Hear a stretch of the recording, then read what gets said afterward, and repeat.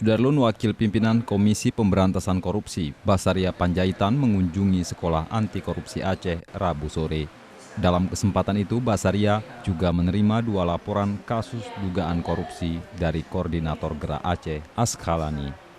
Kedua kasus itu adalah pengadaan kawasan budidaya ayam ras petelur, serta pengadaan pembangunan kapal bot perikanan 30 GT dan 40 GT. Di sisi lain, Basaria juga menginformasikan terkait rencana penempatan anggota KPK di 6 provinsi di Indonesia, salah satunya Aceh.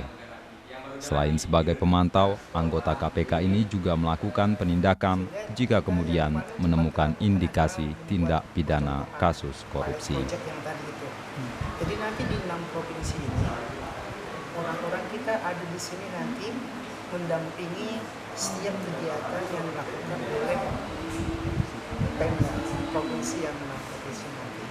Nah, apabila di dalam nanti pendampingan ini kita harap mudah-mudahan tidak terjadi ada suatu tindak pidana korupsi. Tapi kalau ada, ya tetap kita harus tindak. Itu yang disebut dengan pencegahan dan penindakan terintegrasi. Itu yang kita lakukan. Jadi bukan khusus Aceh aja, ada 6 provinsi yang kita lakukan. Dari Banda Aceh, Budi Patria, Serambi On TV. Di sini ya. Kasih, Bu.